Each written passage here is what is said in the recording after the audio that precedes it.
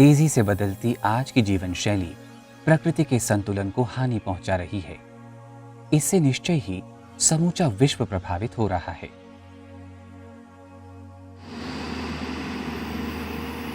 लगातार बढ़ती आबादी, शहरीकरण और मानवीय जरूरतें हमारी कृषि एवं वन संपदा का गला घोंट रही हैं।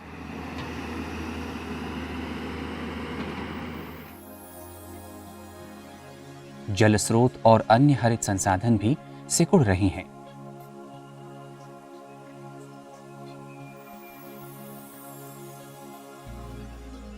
मानव अपने आप को ब्रह्मांड का केंद्र समझने की भूल कर बैठा है, जबकि सच्चाई ये है कि वो ब्रह्मांड के एक नगण्य घटक से अधिक कुछ भी नहीं। अतः पृथ्वी पर उपलब्ध जैव विविधता तथा प्राकृतिक संसाधनों का संवर्धन और संरक्षण भी पूरी तरह से हमारा ही दायित्व है। सौभाग्यवश जन सहभाग से जैव विविधता का संवर्धन और संरक्षण करने, वृक्ष लगाने और उनका पालन पोषण करने की एक प्रबल और प्राचीन परंपरा भारत को विरासत में मिली है। यदि हम किसी संसाधन का लंबे समय तक सफलतापूर्वक उपभोग करना चाहते हैं तो उसके परिपोषण को जनजीवन का एक भाग बना देना चाहिए। ये हमारे पूर्वज भली भांति जानते थे। इसी कारण उन्होंने प्रकृति के अनेक घटकों को देवों या देव अवतारों का दर्जा देकर उनके संरक्षण की परंपरा स्थापित की।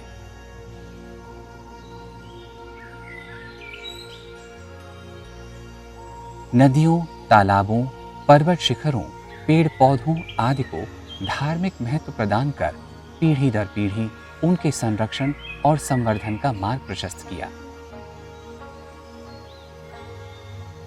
इस पहल का एक महत्वपूर्ण भाग है पवित्र उपवन या वृक्ष वाटिकाएं यानी सेक्रेड ग्रोव्स। इन्हें महाराष्ट्र में देवराई नाम से जाना जाता है। देवराई मतलब भगवान के नाम से संरक्षित पवित्र समझे जाने वाले उपवन अथवा कुंज। Devrai as a concept is very useful. It's an ecological concept and it has been conceived by our ancient people who are very wise, I would say. They knew that a forest in a village or a forest for a village is very necessary because such a forest gives fresh air, it absorbs carbon, lot of biomass gets degraded and that goes into the soil and that helps in conserving water and storing water. ऐसे पवित्र उपवनों का उगम वैदिक संस्कृति में पाया जाता है। प्रकृति और मानव का अनादि संबंध यहां देखने को मिलता है। हमें केवल भारत के पश्चिमी घाटों में ही नहीं बल्कि पूरे देश में ऐसी वाटिकाएं देखने को मिलती हैं।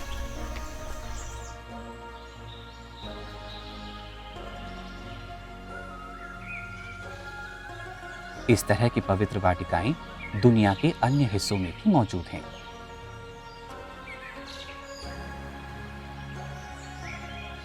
जैव विविधता के संरक्षण के लिए ऐसी पवित्र वाटिकाओं की नितांत आवश्यकता है।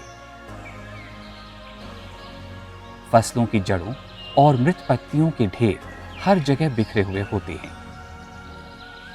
वे बहुत घनी होती हैं और वन्य जीवन तथा पक्षियों की कई प्रजातियों को, जिनमें दुर्लभ और लुप्त प्राय प्रजातियां भी शामिल हैं, आवास प्रदान करती हैं, जिनमें कई प्रकार के पशु एकांत और स्वतंत्रता का आनंद लेते हैं। When we think about sacred groves, the importance of sacred groves, there are three major aspects of sacred groves. One is biodiversity, second is soil conservation, and third is water conservation. Regarding biodiversity, the total area covered under sacred grove in comparison of forest is about 5%. But the total biodiversity of the sacred groves is nearly 35% of the forest. So 5% of area under cover and 35% biodiversity is the major contribution of sacred groves towards the biodiversity in the area. पवित्र उपवनों से बहने वाली 12मासी झरने पशुओं के साथ साथ आसपास रहने वाले लोगों के लिए भी किसी वरदान से कम नहीं होते। उल्लेखनीय ये भी है कि ऐसी पवित्र वाटिकाएं विभिन्न पारंपरिक आयुर्वेदिक दवाओं का एक महत्वपूर्ण भंडार भी हुआ करती हैं।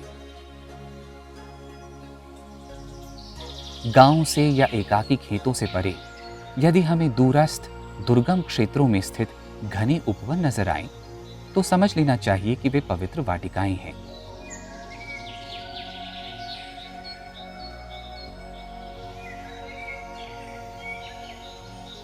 मानव स्पर्श से दूर स्थित इन वाटिकाओं का अपना प्राकृतिक व मौलिक सौंदर्य तथा अनूठा आकर्षण देखते ही बनता है। उनमें प्रवेश करते ही हम एक नई दुनिया में पहुंच जाते हैं। अंदर और बाहर के तापमान और आर्द्रता के बीच का अंतर कोई भी तुरंत ही महसूस कर लेता है। भीतर हमारा स्वागत करते हैं कई ऊंचे पेड़, विभिन्न लताएं तथा नाना पशु पक्षी एवं उनकी ध्वनियां। इन वाटिकाओं के केंद्र में या कोने में हमेशा एक मंदिर होता है। इनसे जुड़े देवता मूल रूप से प्रकृति से ही आते हैं।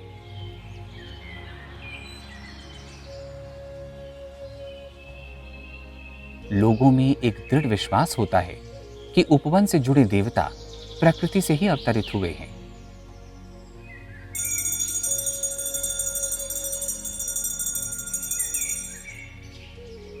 यहाँ का वातावरण पूरी तरह से अलग और मोहक होता है, जहाँ ऐसा लगता है मानो हम प्रकृति से एक हो गए हैं, प्रकृति में समा गए हैं। जंगलतोड ही आमच्याकडे होत नाही। पूर्वी एकदम 1-2 पिढ्याच्या अगोदर जंगलतोड व्हायची आमच्याकडे अशी, पण देवाचे स्थान असल्याची भीती असल्यामुळे कोण तोडत नसायचं। आता जरी कोणी जंगलतोड सांगितली तर तिथं पोलीस पाटील त्या माणसाला बोलवून घेतात, त्याला समज देतात, नंतर मग कोण सहसा जंगलतोडीला जातच नाही इथे।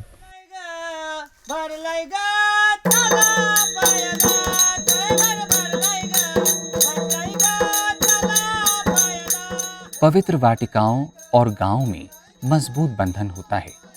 वे गांवों की सांस्कृतिक गतिविधियों का केंद्र बन जाया करती हैं।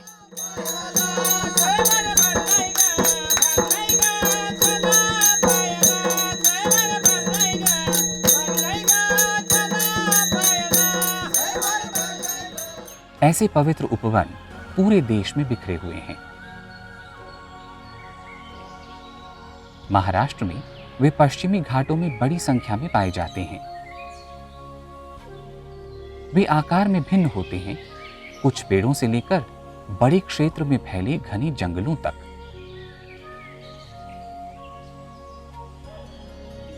लेकिन छोटे हों या विशाल, ये उपवन जैव विविधता के महत्वपूर्ण केंद्र होते हैं और हमारे पर्यावरण के संरक्षण में अहम भूमिका निभाते हैं।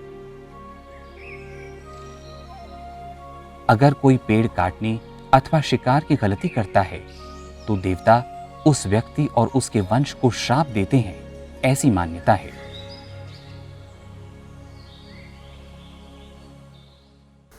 So many basic necessities of human beings, they are fulfilled by Devrai, and that is why perhaps our ancient people thought that each and every village should have its own forest, and the social engineering in their mind was so good that they connected all this ecological concept of Devrai with religion.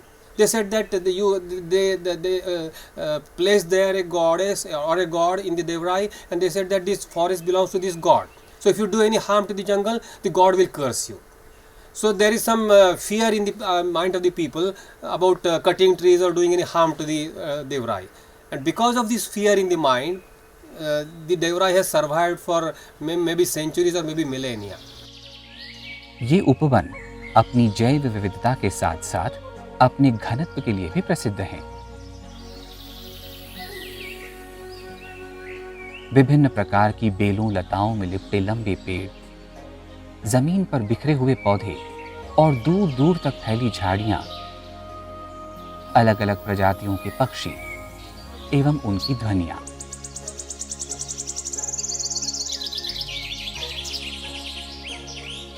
बंदर, विशाल गिलहरी तथा इन जैसे अनेक पशु पक्षियों की उपस्थिति इन वाटिकाओं को सजीव बनाती है। तितलियां, सांप, जंगली जानवर सब यहाँ फलते फूलते हैं और यहाँ के वातावरण की शुद्धता की गवाही देते हैं।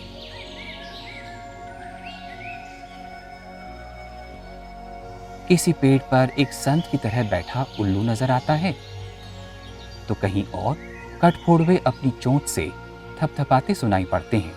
प्रकृति अपनी दिव्य गरिमा के चरम पर प्रतीत होती है।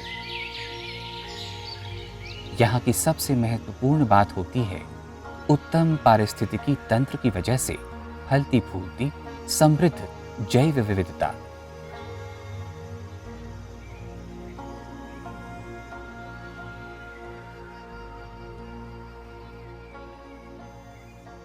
The sacred grove is the original forest of that particular area. So the species in the sacred groves are the dominant species, the indigenous species in that particular area. So you can judge how much biodiversity was there under before 3 generations or 4 generations.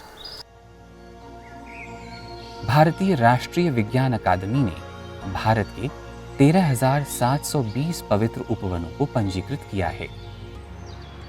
अभी तक किए गए शोध के अनुसार पौधों की लगभग 1,450 प्रजातियां दर्ज की गई हैं। महाराष्ट्र में 3,000 पवित्र उपवन हैं, जो 140 से अधिक प्रकार के पक्षियों, 80 प्रकार की तितलियों, 18 प्रकार के सरीसृपों आदि अनेक जानवरों के लिए एक सुरक्षित आवास प्रदान करते हैं। ऐसे पवित्र उपवन जैसे अपनी जैव विविधता के लिए प्रसिद्ध हैं, ठीक उसी तरह वे विभिन्न आयुर्वेदिक दवाओं के भंडार के रूप में भी लोकप्रिय हैं।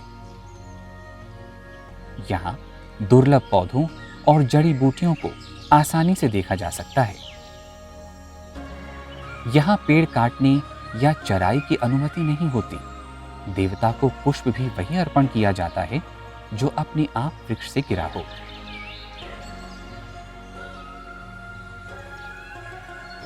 कुछ पवित्र उपवनों में तो कुल्हाड़ी तथा हंसियां ले जाने की भी अनुमति नहीं होती। कहीं कहीं जूते ले जाने पर भी पाबंदी होती है।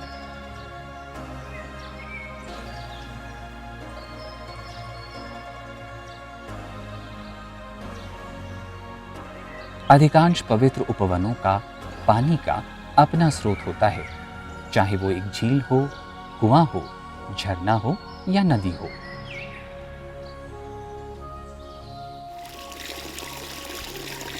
कोंकण के विभिन्न स्थानों पर इस तरह के पवित्र उपवनों का पानी पूरे गांव की प्यास बुझाने वाला पानी का मुख्य स्रोत बन जाता है।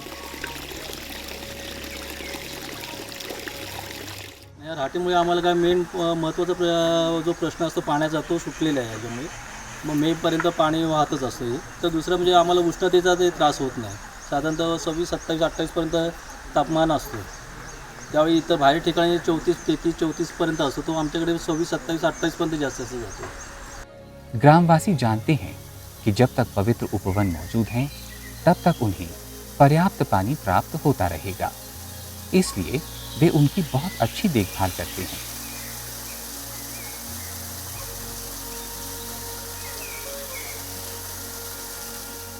पवित्र उपवनों का एक अन्य महत्वपूर्ण लाभ है मिट्टी का संरक्षण। स्वस्थ वन तथा लोगों द्वारा उसके कम उपयोग की बदौलत पानी और मिट्टी को बहुत अच्छी तरह से संरक्षित किया जा सकता है। पाण्याचा मारा, पावसाचा मारा ही झाडं वरच्यावर झेलतात। ते पाणी हळूहळू जमिनीवरती ठिबकतं। जमिनीवरती प्रचंड पालापाचोळा पडलेला असतो। तो पालापाचोळा कुजत जातो आणि जसजसा पालापाचोळा जमिनीमध्ये मिसळत राहील तसं तो पाणी धरून ठेवतो। आपण ज्याला म्हणतो जलधारण क्षमता पाणी जमिनीची ही वाढत राहते। वर पालापाचोळा आहे, जमिनीत पाणी धरून ठेवलेलं आहे, त्यामुळे जमिनीची धूप अजिबात होत नाही। देवराईमध्ये कुठेही तुम्हाला उघडी जमीन दिसणार नाही। त्या जमिनीची धूप होत नाही, ती उन्हानं होत नाही, ती पावसानं होत नाही। आज भी सह्याद्री पर्वतों में स्थित कई गांव पानी की किल्लत से जूझ रहे हैं। कुएं सूख या सिकुड़ रहे हैं। ऐसे में अचरज की बात यह है कि यहाँ के पवित्र उपवन गांव से अधिक ऊंचाई पर स्थित होने के बावजूद पूरे वर्ष पानी प्रदान करते हैं। पवित्र उपवनों की ये शानदार विरासत आज भी छोटे छोटे हरित खंडों में काफी मेहनत से जीवित रखी जा रही है। पुणे के पास खड़कवासला में स्थित सिपना इसका एक बेहतरीन उदाहरण है। ये कमाल है श्रीमान और श्रीमती नारगोलकर का, जिन्होंने 20 एकड़ जमीन पर एक वास्तविक जंगल बनाया है।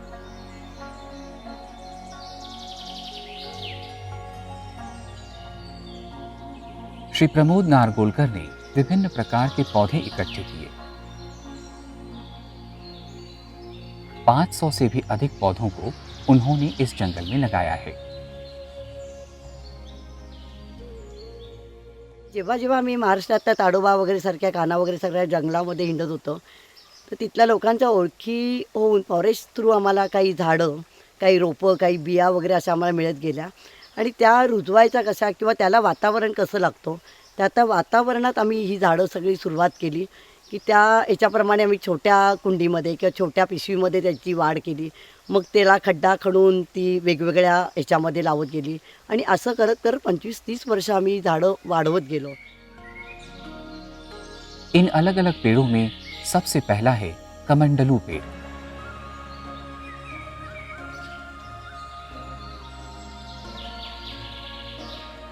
इसके अलावा ब्रह्मदंड, कनक चंपा या मुचकुंद, अर्जुन आदि के करीब 20,000 विभिन्न पेड़ यहां देखे जा सकते हैं। उल्लेखनीय है कि नारगोलकर दंपति पेड़ों से कोई फल नहीं तोड़ते। मृत पत्तियों से भूमि उर्वरित होती है।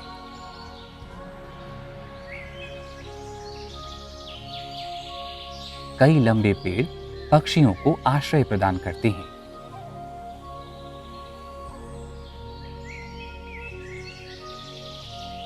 श्रीमती नयना नारगोलकर ने पक्षियों के लिए छोटे तालाब बनाए हैं।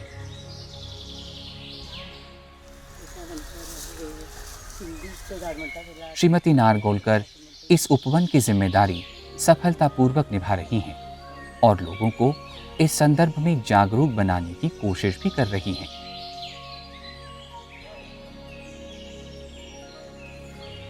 पवित्र उपवनों के कई फायदे हैं, लेकिन शहरीकरण तथा संसाधनों के अत्यधिक दोहन से उनके अस्तित्व को खतरा पैदा हो गया है। इन उपवनों से जुड़ा धार्मिक विश्वास कमजोर पड़ता नजर आ रहा है। Most important part is the conservation. It is participatory conservation. The villagers conserve the sacred groves on their own. There is no forest department's force, there is no guards, no fencing, but it is the belief of the common people, the villagers, that it is dedicated to God's deity. So we should not disturb the forest. We should not cut the forest. And it is helping in the conserving the natural heritage of that particular area at every point. सरकार को पवित्र उपवनों की रक्षा के लिए पहल करनी चाहिए और स्थानीय नागरिकों को इस मुहिम में भागीदार बना लेना चाहिए, क्योंकि इन उपवनों की रक्षा करना अत्यधिक महत्वपूर्ण है। पर्यावरणावरती पडणारा माझा भार किती आहे हा कमी कमी कमी करत जायचा। इतर पशु पक्ष्यांचा किती भार पडतो पहा आणि आम्हाला माणसांचा किती पडतो पहा। पवित्र उपवनों को बचाने के प्रति जागरूकता लाने के लिए शिविरों का आयोजन किया जा सकता है। देवरायात जतन करण्याचा हा प्रश्न जो आहे ना, दोन पातळीवर आपण सोडवला पाहिजे। त्यामध्ये एक आहे प्रिव्हेंटिव्ह मेजर्स आणि एक आहे क्युरेटिव्ह मेजर्स आणि एक आहे लीगल मेजर्स। आपल्याला माहिती असेल जिथे कायदा नष्ट होतो तिथे कस्टम प्रिव्हेल्स, म्हणजे तिथे परंपरागत ज्या प्रथा आहेत त्या चालू राहतात। त्यासाठी समाजाचं पाठबळ किंवा लोक चळवळ किंवा मतपरिवर्तन हा एक महत्त्वाचा घटक त्यामध्ये आहे। लोक प्रबोधन हे फार महत्त्वाचं आहे। हमें पवित्र उपवनों के पारंपरिक खजाने को किसी भी कीमत पर बचाना ही होगा। ये तो स्पष्ट है कि ये इतने बरसों तक लोगों के प्रयत्नों से ही बचे रहे हैं। ऐसे उपवन एक दिन या एक वर्ष में नहीं बनाए जा सकते। वे परिणाम हैं दशकों लंबी एक खुली प्रक्रिया का। जैव विविधता के बिना मानव जाति नष्ट हो जाएगी। हम प्रकृति का हिस्सा हैं और हमें जीवित रहने के लिए प्राकृतिक संसाधनों की आवश्यकता है। इसी वजह से प्रकृति को संरक्षित करने का भारी उत्तरदायित्व भी हमारे ही कंधों पर है।